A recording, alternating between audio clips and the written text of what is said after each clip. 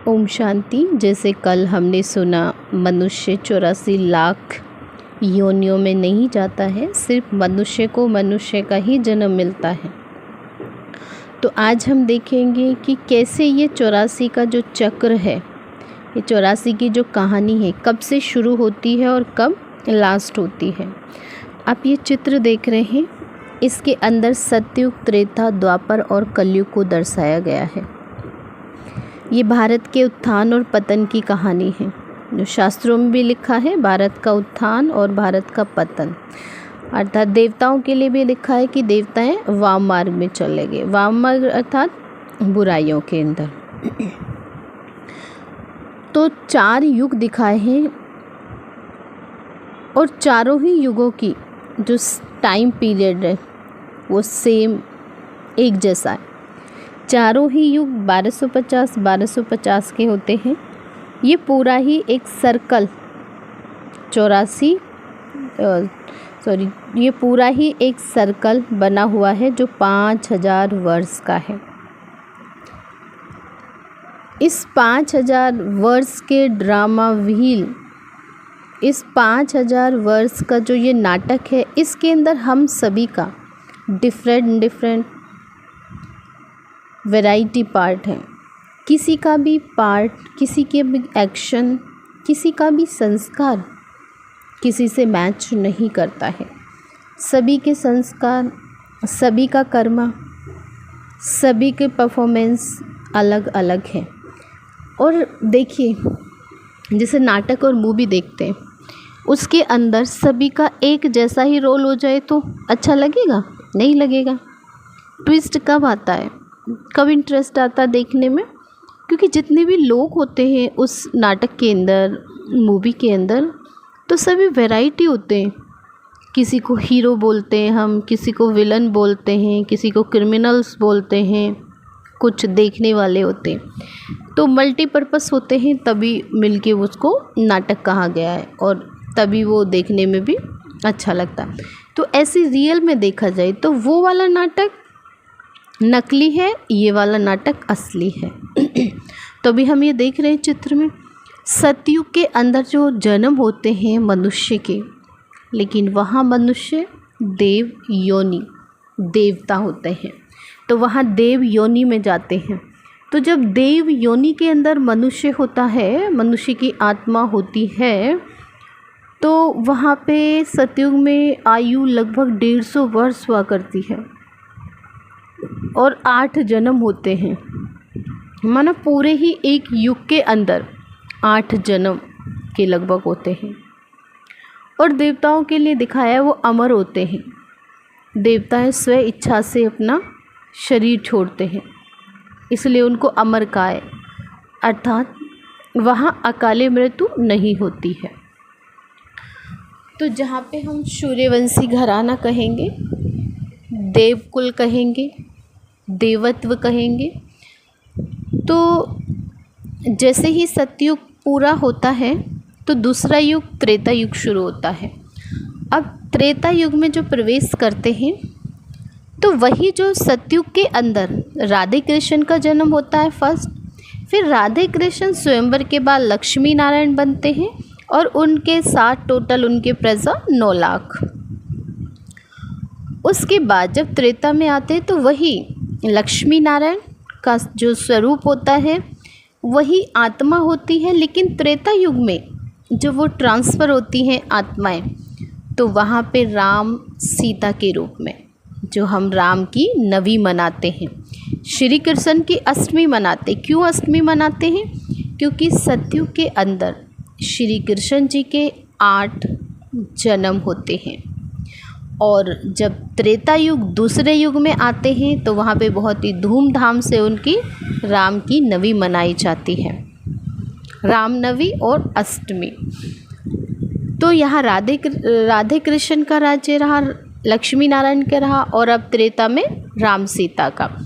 तो सिर्फ costume change है, सोल वही है, आत्मा वही है, सिर्फ कॉस्ट्यूम चेंज हुआ है, शरीर चेंज हुआ है, क्योंकि पुनर्जन्म ले रहे हैं। और जैसे ही त्रेता युग पास होता है तो फिर तीसरा युग द्वापर आएगा। लेकिन त्रेता युग के लास्ट तक 33 करोड़ देवी देवताओं का गायन है। तो 33 करोड़ अर्थात 33 उच्च कोटि के दिखाया है, उच्च कोटि, क्योंकि हमारे सामने जितने भी मंदिर बने हुए हैं हम उनमें देखते हैं गिनती के ही 10-15 देवी देवता हैं जिनकी पूजा आराधना याचना होती है। अदरवाइज बाकी किसी का तो नाम भी नहीं है। जैसे एक डॉक्टर होते हैं और उनकी वाइफ डॉक्टर नहीं भी हो तो उनको डॉक्टर नहीं कहते हैं। एक पुलिस में होते हैं भाई कोई तो उनकी वाइफ को भी फिर वही बोलते हैं। तो कहने का भाव है जब एक के साथ एक जुड़ जाते हैं तो वो भी वही स्वरूप उनका हो जाता है।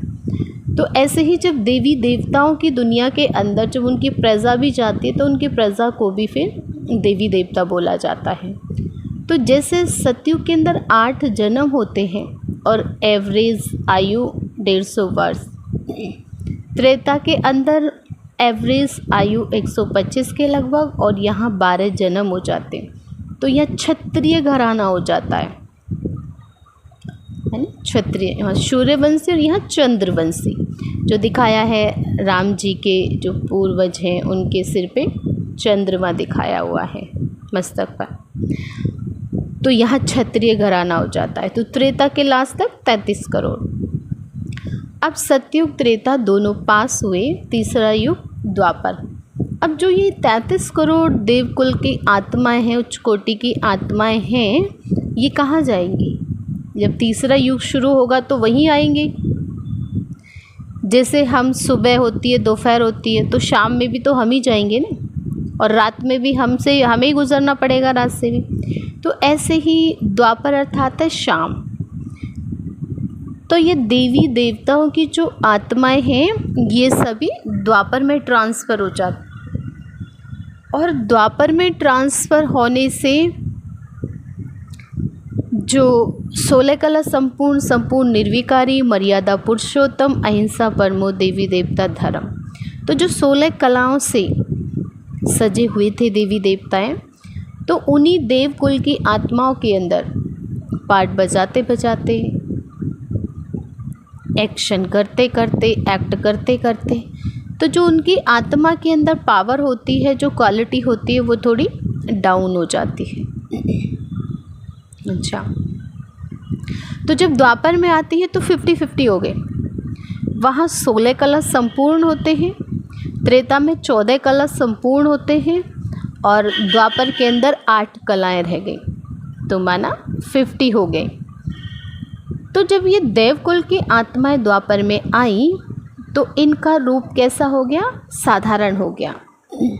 जो हम देख भी रहे हैं, सोमनाथ मंदिर है, सोमनाथ मंदिर से पहले कोई मंदिर नहीं बना। इसका मतलब मंदिर से पहले भी मनुष्य थे, लेकिन उनको ज़रूरत नहीं थी, देवी देवताओं को ज़रूरत नहीं थी पूजा पाठ करने की। तो ये द्वापर में जो मंदिर बना है, ये मंदिर पूजा करने के लिए बनाया। तो क्यों बनाया? क्योंकि हमारी जो आत्माएं थी, अर्थात जो मनुष्य की आत्माएं थी, जो देव आत्माएं थी, उनके अंदर कुछ कमी आ गई, कुछ त्रुटि आ गई। तो इसलिए फिजिकल चीज़ें तो सब कुछ थी, क्योंकि सोमनाथ मंदिर में राजा विक्रमादित्य को सबसे पहला राजा दिखाया और सबसे पहले मंदिर उन्होंने ही बनाया, और उसके अंदर जो मंदिर था बहुत धन लगाया। उसके अंदर हीरे जवाहरात के शिवलिंग बनाए थे, हीरे जवाहरात मंदिर में लगाए, जिसको मोहम्मद गजनवी ने 17 बार लूटा, और वो ऊँट लाद के ले गया। बाकी जो बचा हुआ था वो कहते हैं कि अंग्रेज़ ले गए। तो जिस राजा के पास इतना धन है, तो आप सोचिए उसको क्या ज़रूरत है भगवान को याद करने की, पूजा पाठ आराधना करने की। क्योंकि कहते हैं कि पूजा पाठ जो ये सब करते हैं, ये इसलिए करते हैं कि अपने दुखों से छूटने के लिए इंसान। तो हमें अपने दुखों से, लेकिन कौन से दुख? तो स्थूल में जो फिजिकल चीज़ें हैं वो सब तो हमारे पास हैं, लेकिन जो हमारी आत्मा है, सोल है, और जो मन है, वो कमज़ोर हो गया।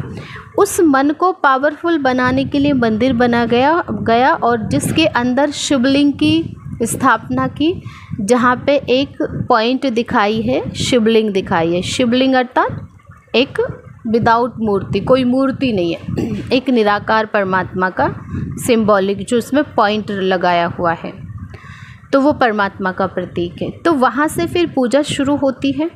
द्वापर युग के अंदर 21 जन्म, कम से कम 100 वर्ष वहाँ भी मनुष्य जिंदा रहता है।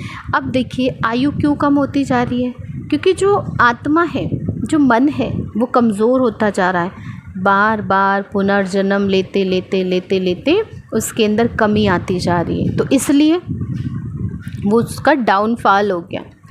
अब चौथा युग शुरू होता है कलयुग। कलयुग माना कल है कलेश की दुनिया, जिसके अंदर नो कलाएं, अर्थात कोई भी गुण इंसान के अंदर नहीं बचा है। चारों तरफ मारा मारी, पापाचार, अत्याचार, भ्रष्टाचार, छोटी बच्चियां तक सेफ नहीं हैं। और कहते भी हैं कि ऐसा समय आएगा, शास्त्रों में लिखा था ऋषि मुनियों ने, कि एक कुआं 4 कुएं का पानी संभालेगा, लेकिन 4 कुएं का पानी नहीं समाएंगे।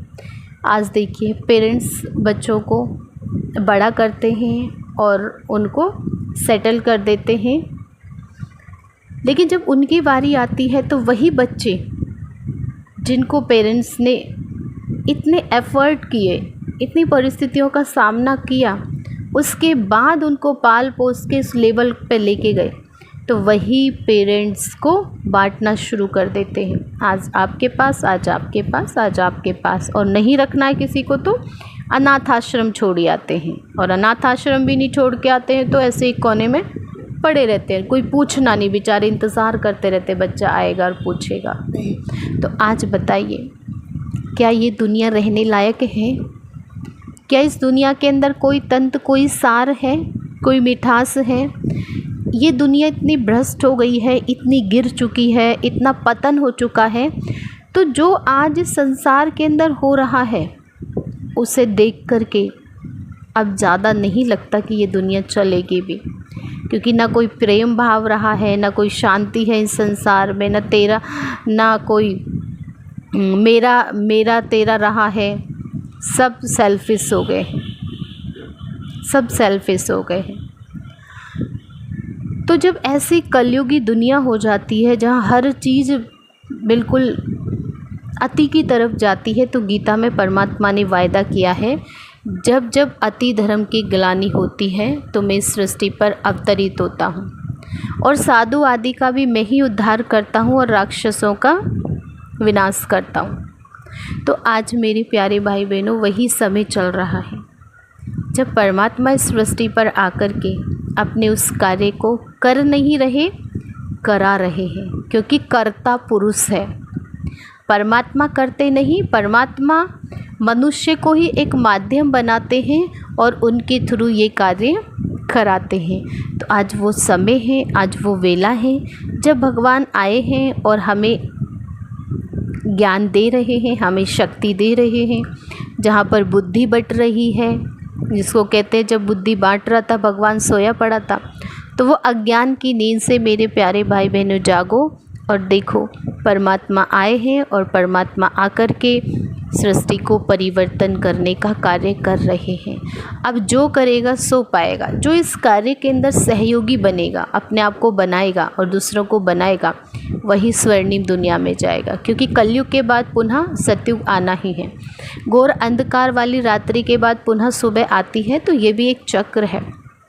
तो कलयुग के बाद पुनः फिर सतयुग आएगा, लेकिन सतयुग में जाने से पूर्व हमें तैयारी करनी पड़ेगी। तो यहाँ पे ये परमात्मा के थ्रू और सभी गुप्त मनुष्यों के थ्रू ये परिवर्तन की बेला चल रही है, परिवर्तन का कार्य चल रहा है। तो आप भी इसमें अपना भाग ले सकते हैं और अपना भाग्य बना सकते हैं। अच्छा, ओम शांति। Thank you.